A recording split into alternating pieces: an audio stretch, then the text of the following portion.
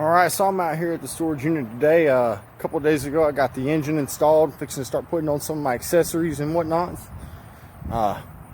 Here, I'll show you what I'm doing. So as of right now, I've got the intake just set on there, valve covers just set on there to keep it sealed up. You know, keep shit from getting in my lifter valley or on my rocker arms and springs and inside my heads and whatnot. Here in a little bit I am going to put some tape over the other holes, or the holes in the exhaust, and I'm going to put on the water pump, alternator, oil lines, and a few other things while I'm here. I don't have too much time to spend on it today, but I'm going to make the most of what I do have. Alright, so now I've got the front clip off of it, plenty of space to work with. Trying to work on this thing with the core support on is really a pain, just because the engine's set so far back.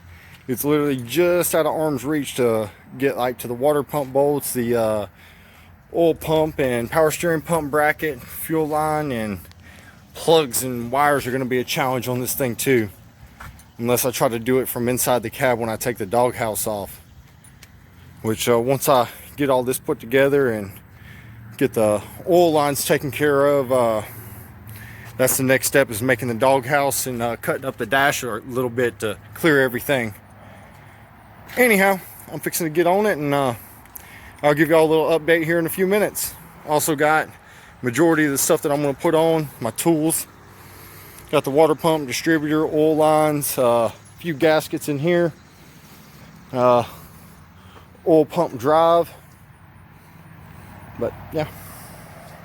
Anyway, I'll give y'all an update in a little bit once I get this stuff on. Alright, I know this is something that's going to stir some controversy amongst engine builders and amateur mechanics and professional mechanics alike. Y'all see how much RTV I used on this gasket, right? Just enough to coat the gasket almost completely, and just a thin coat.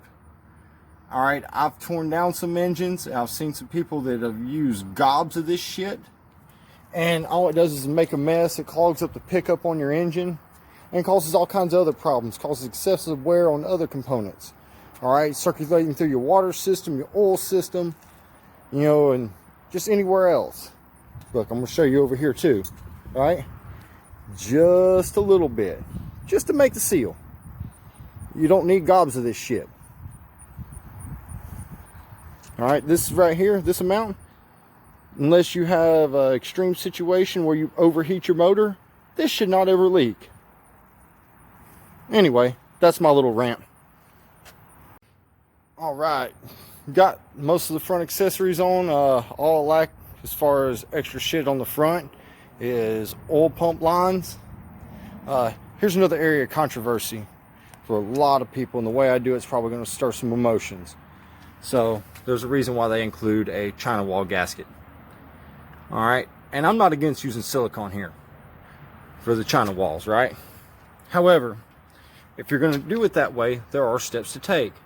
One, you put approximately a 1/4 inch to 3/8 inch bead from one end to the other between the actual intake runner gaskets. Then you set the intake on the engine. You put the bolts in. You do not torque them down. You allow however long for that the manufacturer or the producer of your silicone recommends for that shit to cure. And then once that is done, we'll say minimum 24 hours, then you go back and torque it down. Because if you torque it down while that shit's still wet, you end up with beads and gobs of it sticking out of both sides, inside and outside of your engine, and that just looks like shit. For me, I use the China wall gaskets. I put just a tiny little pea-sized bead of it on each one of the corners, smeared around just a little bit. That way it's getting on top and bottom of the China wall gasket and on the manifold gaskets, and then I'm done. Any more than that, just excessive. No reason for it.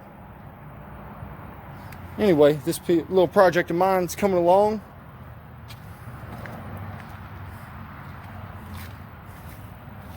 Looking good, looking good. Sitting back in there super low.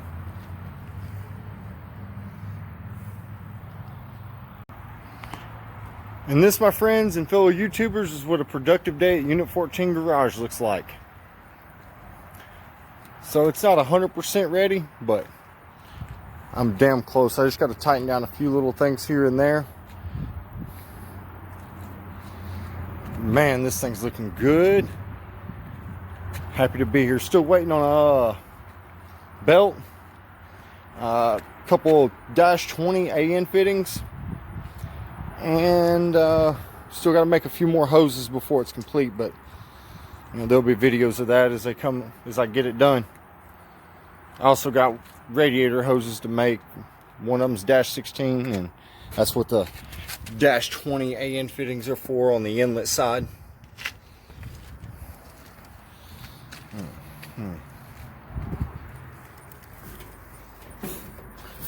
So I do have to scoot the engine a little bit towards the driver's side.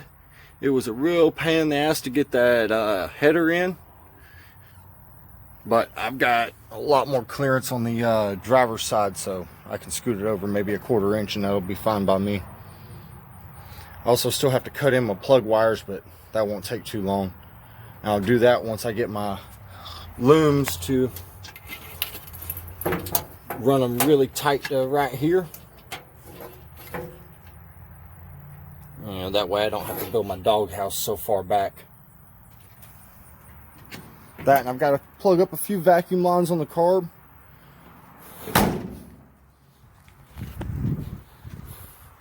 I'm really pleased with the progress I've made today, though.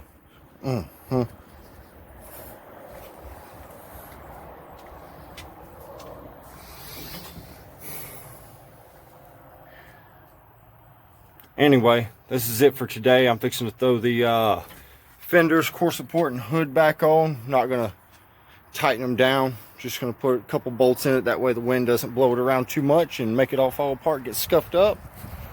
And then I'm done for the day. Anyway, until next time, I'm out.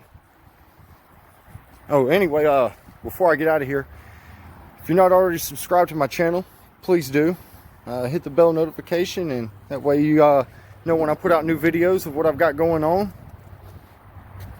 And y'all have a good afternoon or good morning wherever y'all are at in the world.